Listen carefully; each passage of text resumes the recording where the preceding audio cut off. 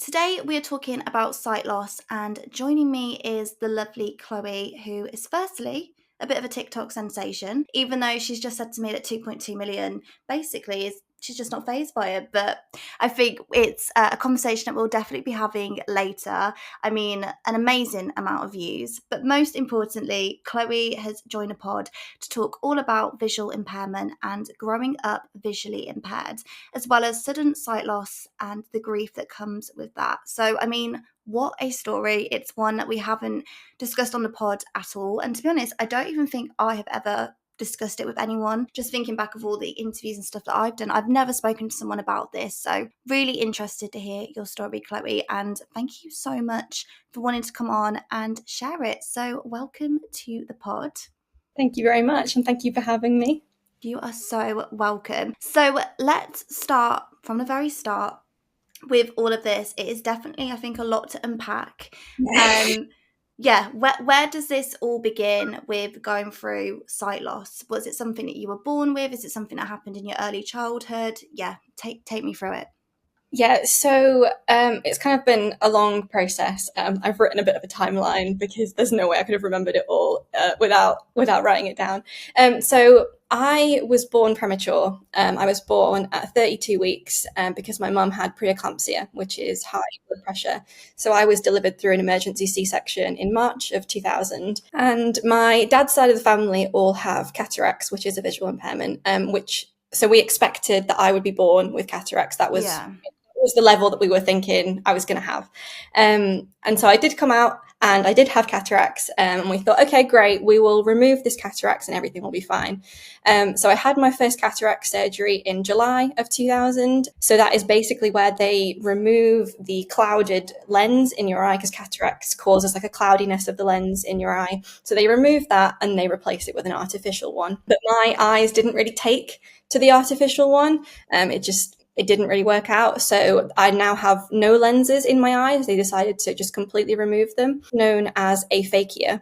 So it's basically the lenses in your eyes are what make images clearer. So aphakia just causes like really blurriness, short-sightedness, that kind of thing. And then in October of 2000, my parents noticed that my eye was sort of clouding over again. So I was referred down to Moorfields Eye Hospital, which is in London, and at the time was like the only specialist hospital for pediatric like glaucoma, because that's what they thought was happening. So they were correct. And in November of 2000, I was diagnosed with aphakic glaucoma, which is a complication caused by the cataract surgery. So I had that in both eyes. And so then what they do to counteract that is they insert little tubes in your eyes to act as filters, because glaucoma is like fluid buildup in the back of your eyes that damages your optic nerve. So they put little tubes in your eyes to kind of filter out the excess fluid. So I had my first tube surgery in December of 2000. That was in my left eye. And then shortly after, in the January of 2001, I had the one in my right eye. And I was given glasses for the first time, and I was able to see my mum for the first time. I know.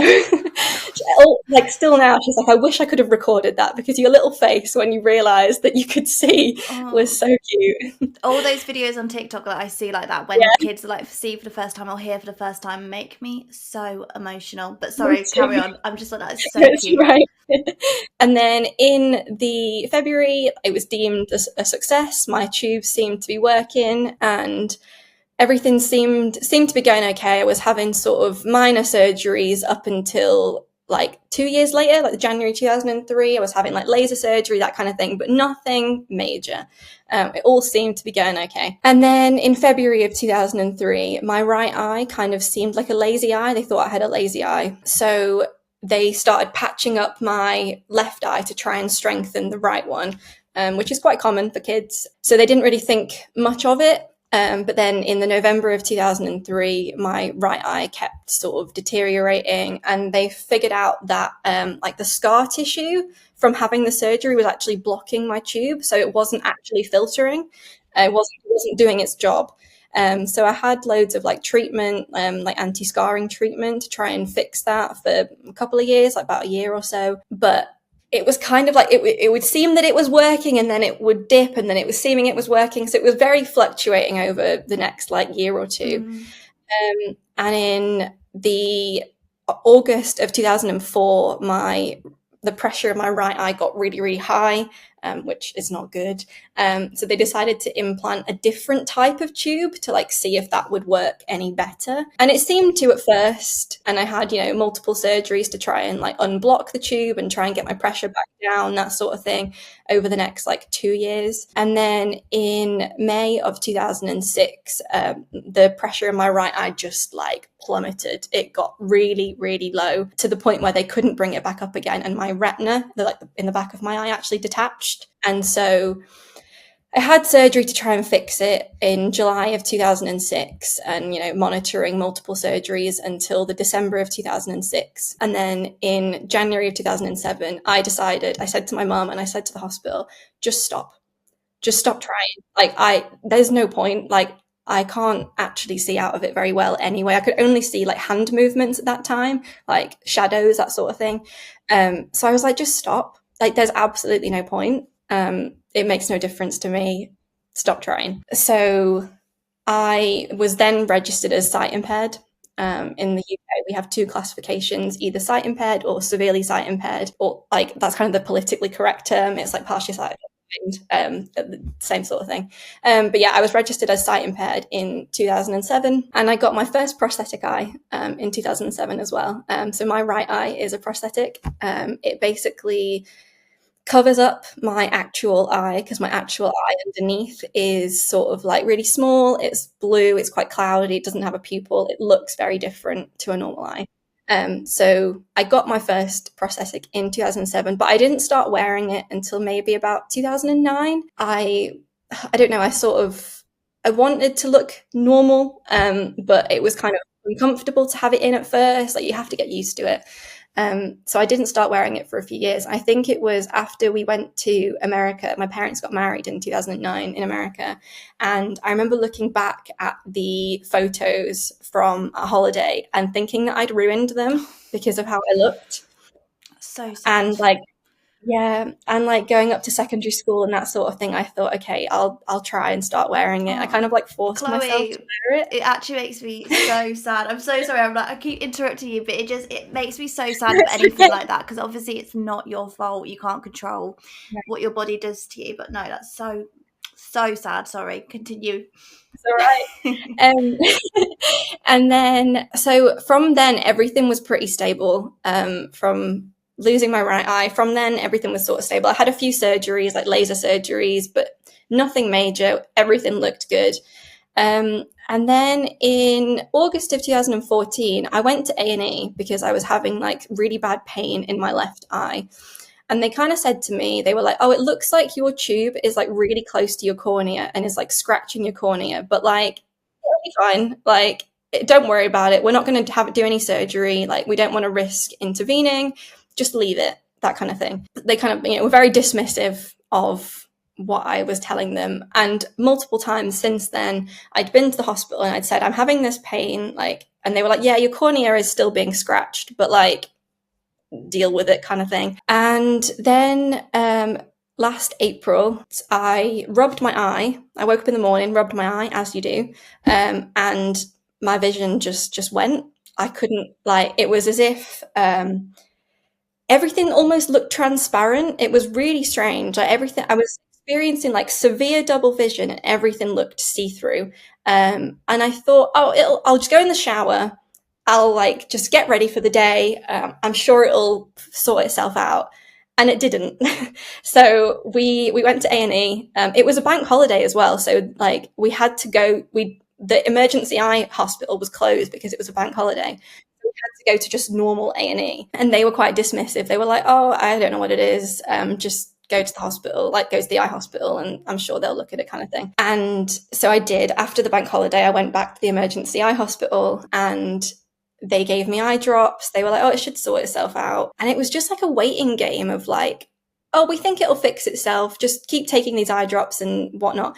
And it didn't. It wasn't going back to normal. And then I think it was May, June time, I actually had an appointment with my ophthalmologist, my eye doctor. And he was like, oh, your cornea is damaged because your tube has been scratching on it, and it's scratched it so much that it's split in half. Like it's cut a line through the God. middle, basically. Yeah. So that's why I was almost seeing, I think it's called ghosting, I think is the technical term. It's like extreme double vision. I'm seeing like 2, 3, 4 of everything. So it's because it's like the light is like being filtered through those two halves, I think. So that was like June sort of time. They referred me back down to Moorfields, which is like the specialist hospital. So I went for an appointment there. They confirmed that was what was happening. It was my cornea that was damaged. And they were like, okay, surgery next week. And I was like, okay. Brilliant. Scrap it. Because to be honest with you, like I was happy about that because it'd been like 2, 3 months at this point of me not knowing what was going on. So for somebody to be like, okay, this is serious, like surgery, I was kind of like, okay, great, someone is listening to me, someone is taking me seriously, finally. So yeah, I had the surgery, and what they did was they moved my tube backwards. They like shortened it and like moved it backwards so that hopefully it would like stop scratching and stop damaging my cornea. And it seems to have worked, but like that hasn't fixed the problem. Like it's not being damaged anymore, but the damage has been done. So now it's still exactly the same as it was before. Like my vision hasn't changed. So since last June, I went through rehab training. I got cane training. I now use a white cane. And when I went to the hospital like last week, they've said that I am now at a point where I can be registered as severely sight impaired, which is blind. It's the same thing. So I'm just waiting for my certificate to officially prove that, but I am in the process of being registered as blind currently. I mean, I think that's what a story, Chloe. I mean, I don't even know where to begin with all of it because it's so much to deal with, and especially like in the last year as well, things have obviously progressed massively. Yeah. First of all, if you don't mind me asking, like, how old are you? I'm 24. So, you're still relatively young. That's a lot to deal with, and a lot of surgeries as well. And that's what one of my first questions I wanted to ask you is, all these surgeries that you have been through, what have they been like? And do you have advice for anyone else? I know everyone's story is very different and experiences, but I don't know how many you've been through. It sounds like you've had lots of different things done to your eyes, but yeah, do you have any advice to people on how you've managed to get through them and stuff like that, if anything has worked for you? Yeah, I mean, the biggest thing for me is that I don't remember a lot of the surgeries. That was really scary for me then having to go into surgery last year because yes, I'd been through loads before, but I had no recollection of what it was like to go through surgery. It almost to me feels like everything that's happened to me didn't happen to me. It's not my story. I requested my medical records the end of last year to try and sort of process everything that had happened to me because it didn't feel like my story to tell. It was very strange. But yeah, so it was quite scary for me going through surgery because it felt like it was the first time I was ever having surgery. But I suppose like my advice would be to have people around you. I think that's the biggest thing is, yes, people aren't always going to understand what is happening to you, but if people can be around you and be empathetic towards what you're going through, that's like the biggest thing. Like just someone being there to listen as and when you need to speak and as and when you need to like offload. I think that's the biggest thing. And just having people around you to look after you afterwards, because I think that was the hardest portion of it for me was I came home and like there were so many things I had to do. I had to take so many eye drops. I had to like clean my eye every morning. And just having someone to kind of bear that weight for you a little bit and it not have to be entirely your responsibility was super helpful. Like my mum was super helpful like the days after my surgery. And I think I remember waking up like after the day after my surgery and being like, this is what child me had to go through every single week. And the compassion that I felt for the younger me was incredible. Yeah. And that's the thing as well, like I'm sure this probably affected quite a lot when you were younger in terms of like school and stuff like that. Did you miss quite a lot of school? Yeah. And what was that like? Yeah, I did. So my I would always go to the hospital on a Wednesday. Like the glaucoma clinic is always on a Wednesday. So I would leave school to go to hospital on Wednesday, would have surgery like on Thursday, and then be in the hospital like over the weekend and then come back at the weekend. And that was happening every single week for years. And sort of as I got older, we went down to maybe like every month, every 2 months, like it slowly diminished. But in my first years of school, like in my first 2 or 3 years of school, definitely. And I think, yeah, like the same thing is like I don't really remember a lot of it, but I'm sure it had a huge impact on sort of like my socialization, my learning, all of that sort of stuff, because that wasn't important to me at the Yeah. time because I was just focusing, I assume, on getting through each Mm-hmm. week. No, absolutely. And you mentioning seeing your mum for the first time. I mean, it makes me feel like I want to cry about it now because, as I said, like when you see those videos of kids that are going through that, it's so emotional. So, how old were you when that did happen? You were quite young, weren't you? I think I was about one. Yeah, I think I was about one. I had like these massive glasses with like a strap around the back. And I think it took me a while to actually put them on. But I think once I'd like kept them on for long enough to realize like, oh, actually these help. Yeah. Apparently then like my face sort of lit up and I smiled at my mum for the first Oh time. God, it's so emotional. And what does your mum say about that experience? Because that's got to be really emotional for her as well. Does she? Well, I'm sure she remembers it because that's got to have been something I was like, oh my days. Yeah, I think she definitely remembers like a lot of what I went through. And I think that was just something that I was really conscious of like last year when my sight did get worse, is that because it didn't feel like my story, it didn't feel like my like trauma to Yeah. hold. It felt like hers because I was so conscious of the fact that this is kind of bringing stuff back for her. I can imagine that it's quite difficult to watch me go through that Mm-hmm. again. Um, so yeah, I think that was a big part of why I decided to get my medical records was so that I could make it mine and not hers because I'd obviously known about like she told me about things that Yeah. had happened, like me being able to see her for the first time and like, the surgeries that I'd had and all of that sort of stuff. But that was from her Mm. perspective. And while I really appreciate that, it felt sort of extra to me. It didn't feel like what I'd been through. But it is nice to sort of hear her Yeah. side of things and hear her explain it. Like, it's nice that those moments are captured, even if I don't Mm. remember them. No, it must be so weird if when you've got no recollection, it's like, yeah, did that really happen to me? But at the same Yeah, time, it's I'm a so bit like, strange. maybe it's a good thing that you don't remember because I'm sure those surgeries might have been quite intense for you, especially as a really young person as well, or a child. But Yeah. yeah, it's a weird one, isn't it? Because you're like, I know I've been through that, but how do I like process that now? So yeah. Yeah, yeah, it's so strange. The only one I remember is the final surgery I had when I was about six or Mm. seven. I had it awake. They didn't put me to sleep. They were like, "We'll try this one last thing, and then we'll stop."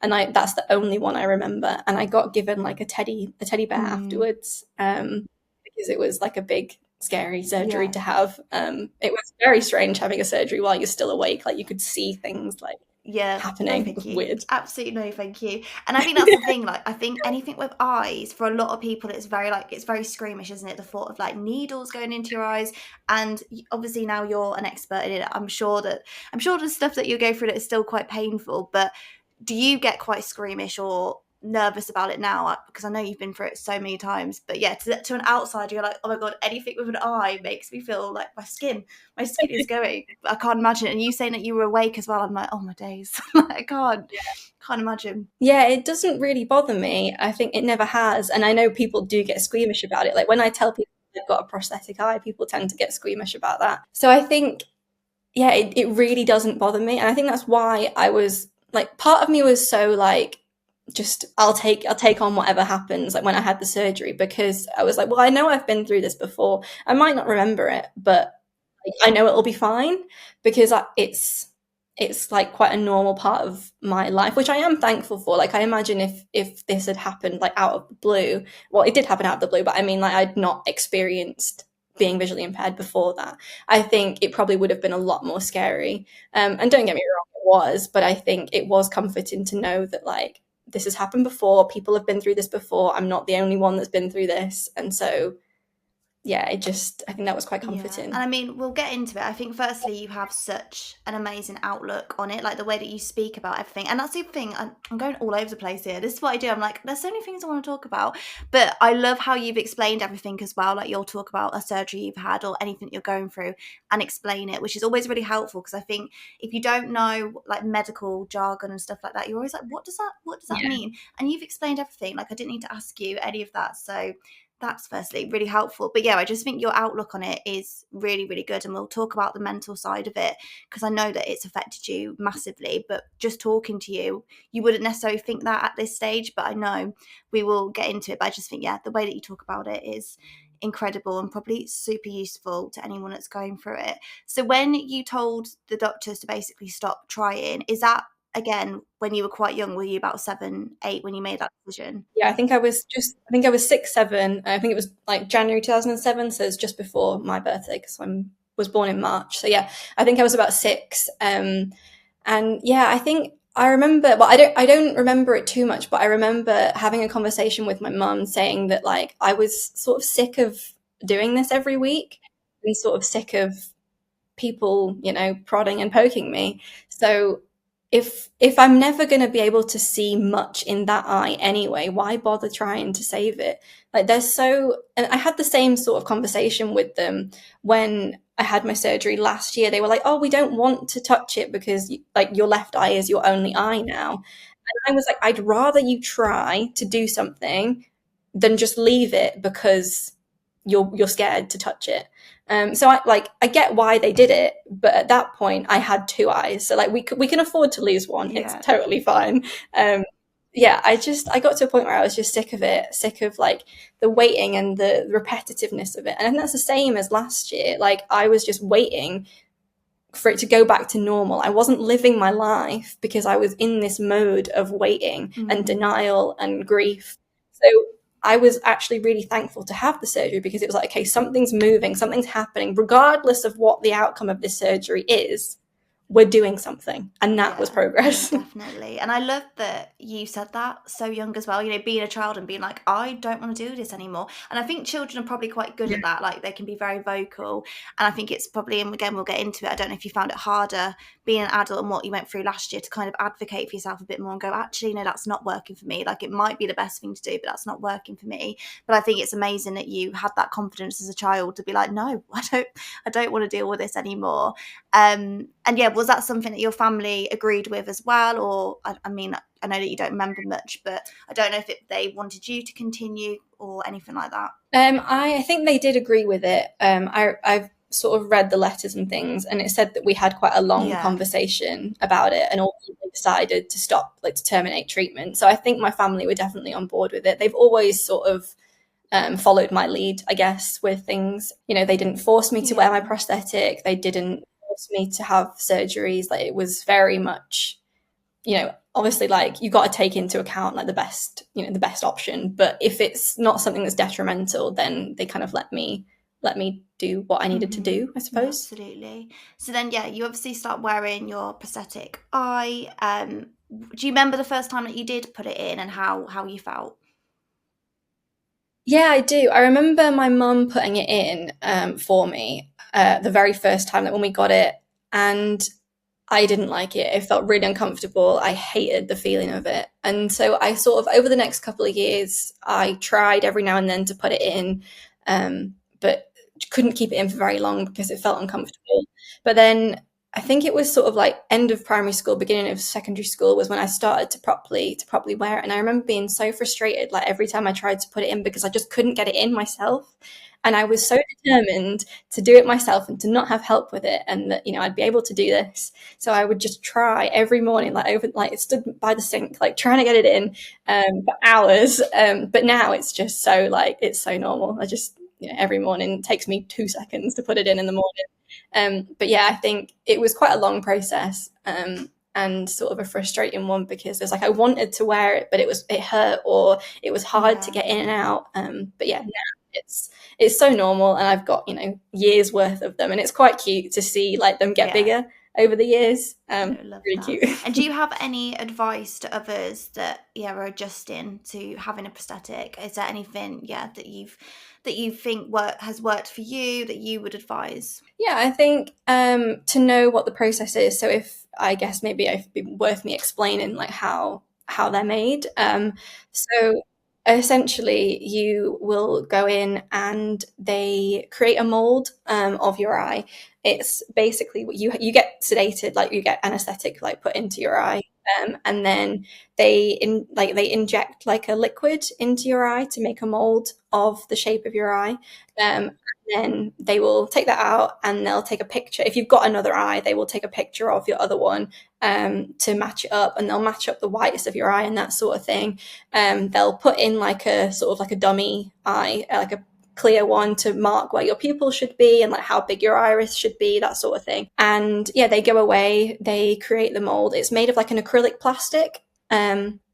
So they'll go away and make that mold, and then you'll go for a fitting to make sure that it all looks okay. So I've got my fitting for my new one next month. Um, so yeah, they'll make sure that it all looks okay, and yeah, send you off on your way. There's like a couple of dots at the top they like show you which way it goes in, and you just have to clean it every morning with like soap and water. And yeah, I think it's a strange process because it's always going to feel weird if you've got something in your eye, especially if you do still have your eye underneath or it's quite sensitive underneath. You know, some people have their eye completely removed because of like cancer and things like that. So I guess it's different for different people, but mine is like a shell shape. So it sits over the top of my eye underneath. And it's not necessarily like a necessity that I wear it. I can go without it. But I think I do prefer to have it in just because it, kind of matches and balances out my face a little bit. But yeah, I think it's not a super scary process. It does feel a little bit weird to have the liquid in your eye because it's always going to feel strange to have something in your eye. But I think it's similar to like having braces. Like it's that I've never had braces, but I would compare it to that sort of level of like intrusion. It's not super like painful or anything. It's just a weird feeling. Um, it's quite cold. But yeah, once it's made, I would just say practice. You don't have to like wear it for long periods of time. Your eye it's going to be unusual, especially if you've like not had anything in your eye for a long amount of time. Like your eye might have like closed a little bit. So it might be uncomfortable, but just like keep at it, keep trying for short periods of time. And it's okay if you like, unless there's a like medical reason why you have to wear it, you can just not like, if you're in your own house, no one's looking at you, it's okay to not wear it or to wear it. It's totally I love fine. that. I think that's really, really good advice. I know you said you had a few. So what's the reason that you have to have different ones? Is there a reason for that? Do some people just have one the rest of their lives? Your eye socket grows as you Never knew that. age. So your eyeballs will always be the same size. So that's why babies look like they have massive eyes, because their eye socket is a lot smaller. So then as you age, your eye socket gets bigger and your eye sort of, fits in that hole better. So every couple of years I would have new ones made because my eye socket would have like changed shape or would have gotten smaller, bigger. So the thickness of my prosthetic has changed as I've aged. And yeah, so you'll have to get one every couple of years if you're like a child. But then they said to me when I hit like 21 that like I'd probably not have that many more. It would more just be as I get older now, it'll be a case of getting a new one because of wear and tear. They'll get sort of dirty or the color will dampen a little bit. So every time I go, they like polish it for me, so that it looks shiny like a normal eye. But yeah, so now I'll have to have them less frequently. So I think this one that I've got in now, I got in 2018. So it's been, what's that, like 6 years since my last one. It's a bigger time since like when I was a kid. I'm like, was I supposed to know that? Have I just never known that your eyes change? I didn't know something new every day. And I guess that kind of brings me nicely on to, we spoke about before we started recording about some most asked, the common questions that you get, especially on your TikTok, which I did see some of them. And there was one like someone had asked, can you still see through your prosthetic eye? Which does baffle me. I mean, I'm sure there are people that do think stuff like that, but are there any others that you read and you're just like, why? I mean, maybe people think I'm dumb that I didn't know that your eyes obviously change and grow. But yeah, is there any other most asked questions that you get about having your prosthetic? I don't think necessarily about my prosthetic. I think that is the main one of people asking if I can still see through it. Like I made that my bio on TikTok because like no, I can't. It's a piece of plastic at the end of the day. It's crazy, isn't it? There's no function. But I think in terms of like just Yeah, visual impairment in general, I think the biggest question or the biggest myth is that people who are visually impaired or people who are registered as blind can actually still see. That is a huge misconception. And so people will be like, how can you read comments or how can you do X, Y, and Z? It's like, well, there's ways around it. You know, you can use technology or you can just do things because you've learned how to do it. Yeah, I think that's the biggest misconception. Like I think it's only 10% of people who are registered blind see yeah. absolutely nothing. So yeah, I've just hit that threshold of being registered blind, but I still have vision in my left eye. Like the blindness is a spectrum and it is not the Yeah, and same for that's why I'm so everyone. glad it's so nice to talk to someone like you because, yeah, unless you speak to people like yourself, I think even with me, when you hear that someone is blind, you think, yeah, you can't see at all, but then to still learn, well, actually, no, people can, and there's a spectrum of it. I think is really, really interesting to learn. But yes, some of those TikTok comments, I was having a read through, and I was just like, oh my days. Sometimes with people, I'm like, did you really type that out and think I'm going to send that and see what she says? Like it is crazy. And I guess going back to school, and I know that kids can obviously be quite harsh, but also I get that kids kind of adapt to, different people and different things when they're younger a bit better than I think adults do, and they don't actually comment as much. What was your school experience like, especially when you started to wear your prosthetic, or even when you didn't have it in? Did you have kids that were quite horrible? Did you actually find that kids were quite accepting of you? Yeah, do you remember what those days were like? Yeah, I think in primary school, because I've always looked the way I've looked, like I lost, well, pretty much, like I lost my right eye when I was like 5, 6. So since the beginning of school, it's always looked different. So I think the people in my primary school knew of me. They'd always grown up with me being the way that I was. So it wasn't like I didn't experience that much bullying. There were a few people that would be like, oh, why are you staring at me? Why do you look like that? That kind of thing. Because also I don't think I mentioned it, but I have nystagmus as well, which is my eyes have an involuntary shake to them. So people would be like, why do your eyes do that? Why do you look like that? That sort of thing. But it was quite few and far between. And I've always used that sort of question, that sort of attitude as a way of educating. Like I would explain to people what it was and why I looked the way I did and what I was doing and that sort of thing. And so then when I got my prosthetic, I think a lot of people thought that it was quite cool. And as a kid, I was an absolute menace. I would chase people around the playground with it. I would like take it out and chase people around the playground, or I'd like leave it on people's like chair in school. Like I've Yeah. always used it as a bit of a party trick. It's a bit of a gimmick. It's a bit of a novelty. Yeah, it's always my like fun fact in like when you when like ice break because Yeah, it's like and oh then my eye no one is else can plastic. beat it, Like and you're it's like, always "Yeah, a I can't compete with that, Chloe." No, I love that, and I think it's such a good attitude to have, again, as a young person, because for me as an outsider, I would think, "Oh, that'd be really difficult," especially, like, with kids' comments and stuff, but then you saying that you're chasing them around the playground with your eye is absolutely brilliant, so I absolutely no, I love that. Um, what was I gonna ask you next? My phone has just gone blank. So then obviously we go to like the last year, which has been probably the biggest amount of change. And I can't even fathom what that is like. So on that day when you wake up and realize that, you literally have no vision, what was going through your head? Do you remember it all quite clearly? I know that you said that it didn't click with you straight away, like you tried to carry on with normal activities, but when it did click with you, do you remember, yeah, how you felt? Yeah, I remember sort of like being sat in A&E and I was with my mum and I just kept like being like, "Oh my God, like that looks so weird. Like everything looks so strange because everything looked invisible." I was like, "People look invisible." I was just sort of like I don't know, like I was just sort of baffled by what I was seeing. I just couldn't really comprehend what had happened because nothing looked real. Like everyone looked like ghosts, and I was convinced that I was going crazy. But yeah, I think it was a long process for it to settle in, because I was just sort of waiting for it to go back to normal. And I think when it hit was when I was like having surgery, or like when they proposed the idea of surgery. That was when it was sort of, okay, this is sticking now. Like, this is a problem. It's not going to go back to normal.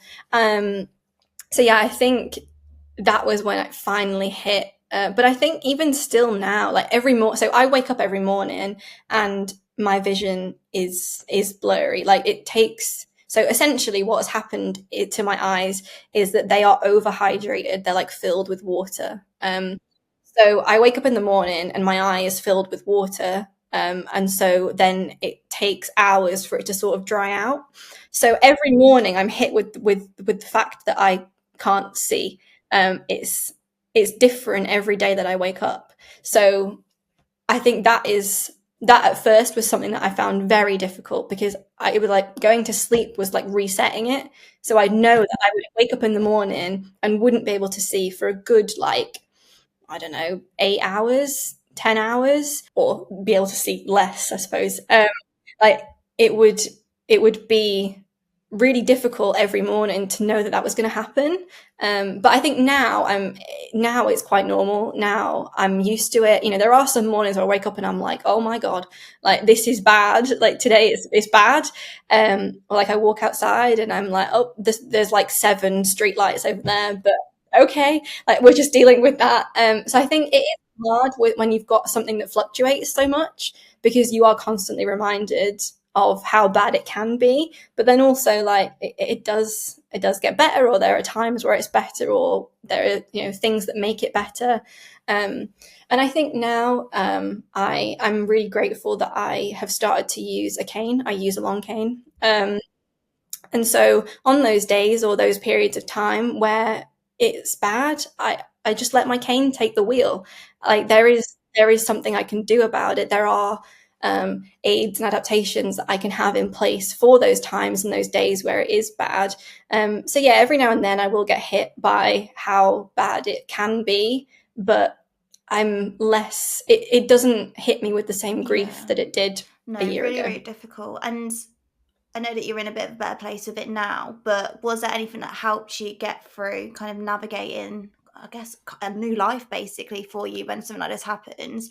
Did you go to counselling? Yeah, was there anything that did help you through this time? Yeah, luckily I was actually in therapy when it happened. So I'd started therapy in the February just before, not anything to do with my sight loss. But when that happened, I was grateful that I was in therapy, because it meant that I had a place to talk about it. And it was definitely something that I had to sort of educate my therapist on, I guess. Like, she's never, as far as I know, has never dealt with anyone else with sight loss. So there was a lot of like conversations around like what it actually means to be visually impaired, how she can best support me, that sort of thing. And I was really grateful that she took the time to listen, because there were some people in my life at the time that didn't really take the time to empathize or listen to what I was saying or what I needed, because it was really difficult to know what I needed when I'd never been in that situation before. Like, there's no way to know how you're going to react to something or what you need, because why would I? Like, I've never thought about what I might need if my sight got worse, because I didn't expect it to, or I didn't expect it to for a very long time, at least. So I think it was hard when people were like, okay, what can I do for you? Like, I don't know. I Yeah. have no idea what you can do for me. The biggest thing was just letting, like, people being patient with me and letting me come to them as and when I needed, because at the end of the day, I was grieving something. It was a loss. And, you go through the stages of grief, like denial and all of those, and to eventually you accept it. But that was a long process. I was very angry. I was very angry because this had been picked up years before, about 8 years before, when I was 14. Like, I had gone to A&E and they had noticed that there was something going on, but they just put it off and put it off. So I think I was angry for a long time. and I didn't really know what I was feeling. So then when people were asking me, like, was I okay? Or what did I need? It was really hard for me to figure out that without, I don't know, it was just difficult for me to sort of comprehend what people could do for me. And I think some people got frustrated by that because I wasn't answering their questions, but I didn't know how to answer their questions. Um, and even when I did try to communicate what I was feeling, like they didn't seem to get it. And I understand that for, the average person to comprehend losing eyesight is probably a very strange concept. Like it would be very strange for me to think about losing my hearing, for example. Like that I couldn't comprehend that, but I think I'd still be able to empathize with that person because I've had experiences that are sort of related or sort of similar. So there were some people in my lives and like in friend like other visually impaired friends, like they've had the same kind of thing where like people you would expect to understand it because maybe like they've been through something similar or they've got a disability themselves, you would expect them to empathize, but like they don't. And I found that really difficult because I expected better from those people who I thought would understand and who I thought would be there, but just weren't. Like my family, I could understand because all of my family, like I live with like my mum, my stepdad, and my two brothers, and all of them are sighted. None of them are visually impaired. And throughout my life, as a child, they kind of raised me to be sighted. Yeah.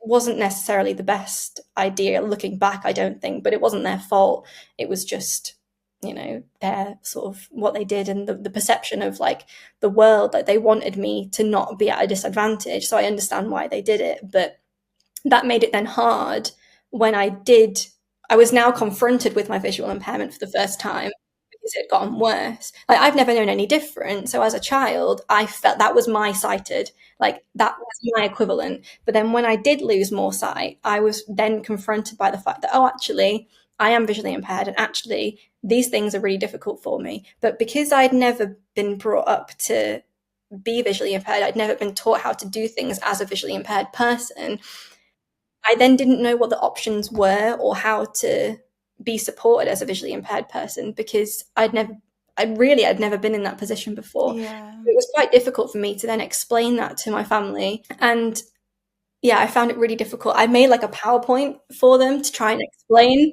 like what I found difficult, what I struggled with, how things looked to me. Because I think that's something that's really hard to comprehend for people is what it looks like, what I'm seeing because I don't know what I'm supposed to be seeing, so I can't really explain what I'm not seeing, and then like they can't comprehend what it's like to have sight loss. So yeah, I made like a PowerPoint to try and explain it and explain the things that were difficult for me. And so like we bought some like equipment, like kitchen equipment to try and help me, that sort of thing. I think just people being open to whatever I needed at the time, being patient with me, that was the biggest help because yeah, there were a lot of people who didn't and got frustrated that I wasn't like being like everything is terrible because it was just like part of the process for me. Like this this was my life, so why, I don't know, I wasn't super like devastated by it because especially like when I had the surgery because I wanted that surgery because it meant that somebody was listening to me and taking me seriously. So I was happy to have the surgery. But then like after that, then I was sort of hit with like, oh God, like this has just happened. Like that's crazy. Mm-hmm. No. I love that. And I love that you did a presentation because I think, again, that's the thing, isn't it? Like, we're thinking as sighted people, like, what can she see? Like, what is it? And then you're trying to explain, well, actually, this is what I see. I don't know what you guys are seeing.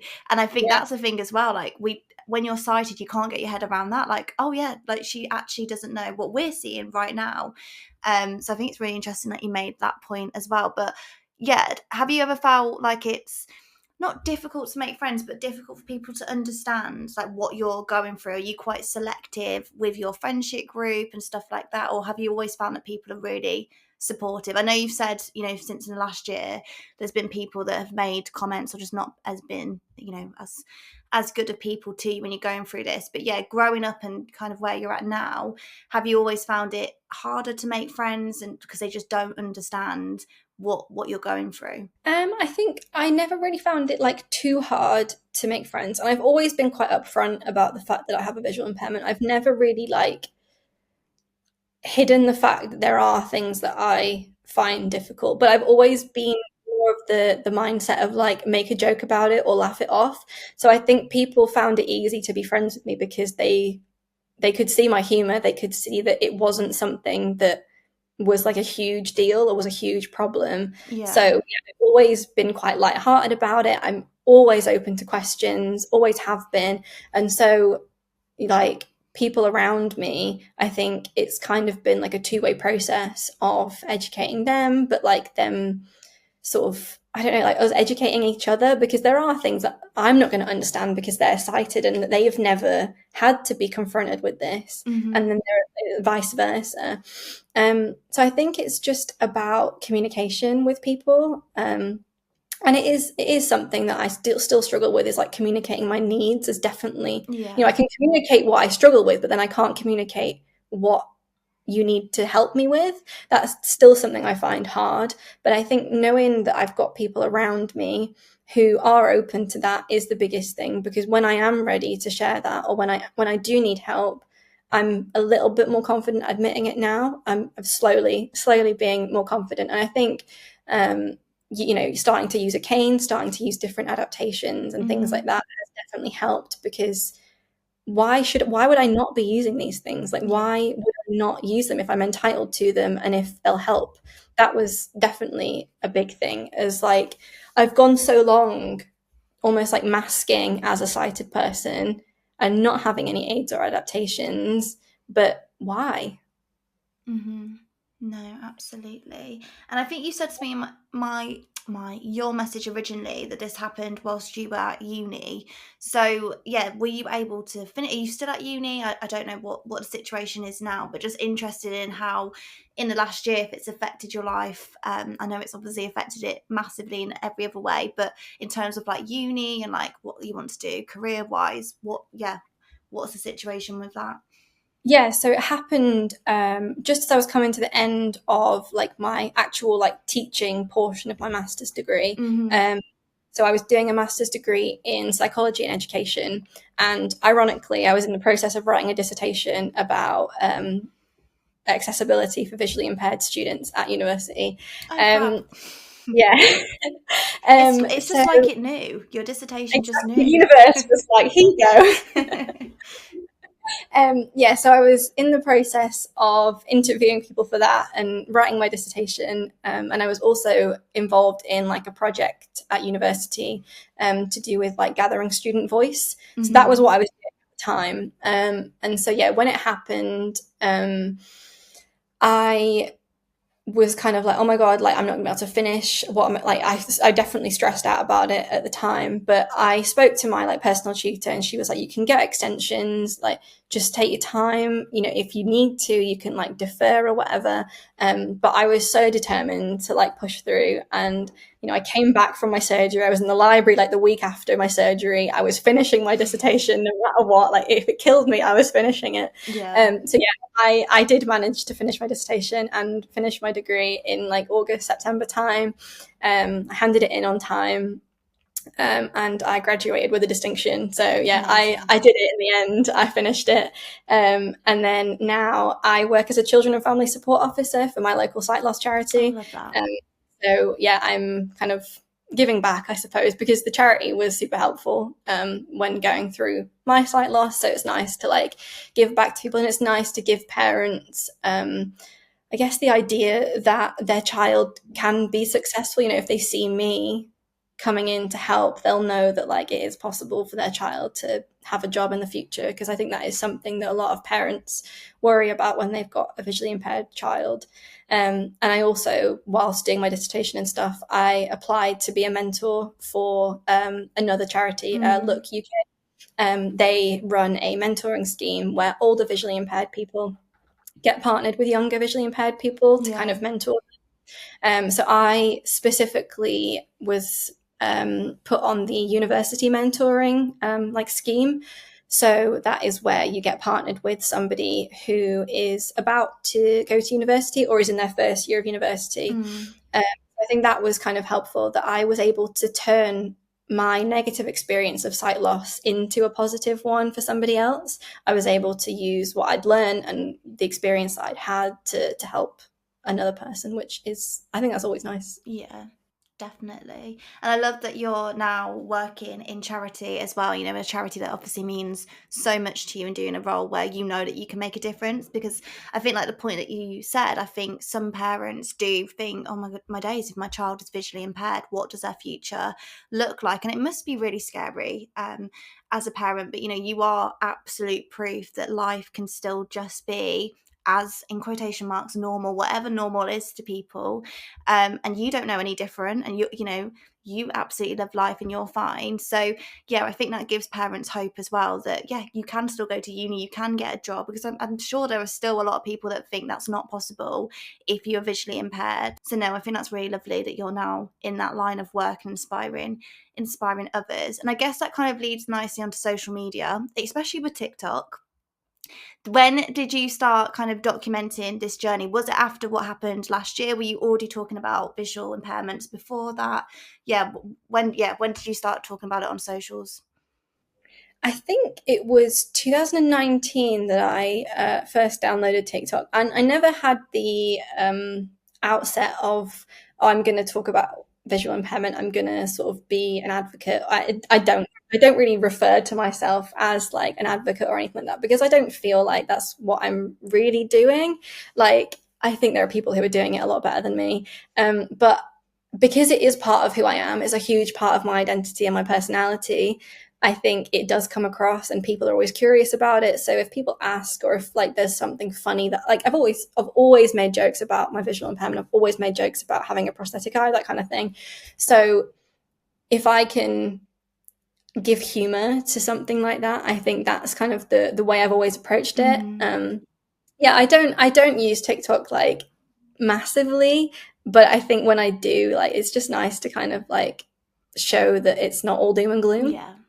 And I mean, 2.2 million on one video is absolutely crazy. Did that happen kind of, because I know some videos kind of build up over time, or was that one where you literally woke up and you were like, oh my days, I've actually gone viral? What's going on here? Yeah, it was. I think it was pretty like over like a day or two that it built up 2.2 million. Like, it's been at 2.2 million for like, I don't know, 2 years now. Like, it's not grown since then. But yeah, it was. There was a trend where people were sort of like using the inverted filter to like show their eye with like the back camera, but I Yeah, can't do that obviously because I only have one eye. So when I flip it round, the other eye is my right yeah. eye. So I showed what my actual eye looks like underneath my prosthetic, and I think people like found that interesting. So the point where people were like drawing it, they were like messaging me to ask if they could draw my eye, Yeah. which was wild. No, I love that. And yeah, 2.2 million is absolutely crazy. And I guess one of my other questions to you, and I guess it's a bit of a difficult one because not everyone's good at kind of bigging themselves up, but obviously you have been through a lot, and I think you are an incredible advocate for everyone else that is going through sight loss or visual impairments. What would you say that you're most proud of about yourself? Is there anything that you look back and you're like, yes, I am so proud that, you know, I've done that, yeah, throughout this whole journey? I mean, it doesn't even have to do, you know, with vision impairment or sight loss, but is there anything that you're super proud that you've done? I think the biggest thing that I'm proud of is kind of everything that I've achieved in the last year, and like not letting my sight loss kind of ruin Hmm. that. You know, still being able to finish uni and still being able to have a job and doing the mentoring and being on BBC Radio 4, like all Incredible. of those things that I've managed to achieve because of this, and still, still being able to live like a normal life. And I think also getting to a point where I am more confident with my visual impairment and more confident telling people what I need and using different aids or adaptations and not being ashamed of them. I think that is probably what I'm the most proud of. No, I love that. No, you should be so proud of yourself. And yeah, your story is incredible. I'm really looking forward to following more of it on socials and seeing what you get up to in the future. Do you have kind of any big kind of future plans of anything that you want to do in terms of like advocacy work or yeah, just life in general? I think the biggest thing that I'd love to do like a TED talk or something like that. I think Chloe, you'd that'd be be amazing. amazing. Yeah, you talk so well. Like you, that's what I mean. Like I don't even need to ask you questions because I'll think, oh, okay, I'll go back to that and ask her, and then you've already explained it. So I think you'd be really good at that. But anyway, sorry, go on. A TED talk would be cool though. Yeah, I think a TED talk would be cool. I think I tried to publish my dissertation. I'm still waiting to hear back to see if it's been published. But I think yeah, to have like some information out there would be great. And also, I have started to help out with training at work. We run visual impairment awareness training at work, and I'm going to help out with that. And I think that'll be a great experience because it means that I can teach other people. It's like med students and stuff like that. So teaching other people about visual impairment and how to work with visually impaired people, because I don't think it's something you come across. I did a degree in special needs and disabilities, and like the only reason I know about different disabilities is because I did that degree. And I'm open to the idea. I live in the disability world, but not everyone does. So I think it's super important to educate people who are going to come into contact with people with disabilities about different disabilities and the idea that they're not always going to look the same and that there's such a huge spectrum. Yeah, I think training and awareness is the biggest thing. Yeah, I love that. I know this has been so educational speaking to you about all of this. And you're absolutely right. I don't even understand why it's not taught in workplaces, why it's not like one of those mandatory rubbish training modules that you have to do. It's always like fire safety or I don't even remember the others, but there's obviously so many that you actually have to do. But why isn't there one on disabilities? I don't actually think, I'm trying to think, I don't think I've done one. I think I might have done like something really small on accessibility, but that is it. And I don't understand why it's not covered more widely because I have learned so much literally just speaking to you for an hour. So I think it could benefit so many different people. And people might not even realise that Yeah. their colleague has something or is visually impaired or has sight loss if they've never mentioned it. So I think it is really important that people are educated. So yes, I look forward to seeing you on a TED talk. So keep me updated on that because I think you would absolutely smash it. I love TED talks, like absolutely love them. But no, this has been so educational. Is there anything else on your story that you feel like we've missed? Obviously, don't feel any pressure. I think you've answered everything that I wanted to know. But yeah, if there's anything that you felt we haven't spoken about, then do let me know. No, I don't think there is. Amazing. Well, thank you so much. Honestly, it's been so lovely speaking with you and everything that you're doing. And yeah, just want to give you the biggest hug. I still can't get out that little situation. Well, I say little situation, but when you could see your mum for the first time and stuff. Oh, just a whirlwind of a journey for you. But you are an incredible young woman, and I think you'll go on to do amazing things, and especially giving other people like the work that you're doing with parents and children that have got sight loss is just incredible. It gives people hope that they can still do. And I don't want to keep saying normal, that's why I say it in quotation marks, because I think everyone's normal is so different. But yeah, you're definitely an advocate for people like that, so they know they can go on and yeah, just have a good life. So thank you so much, Chloe.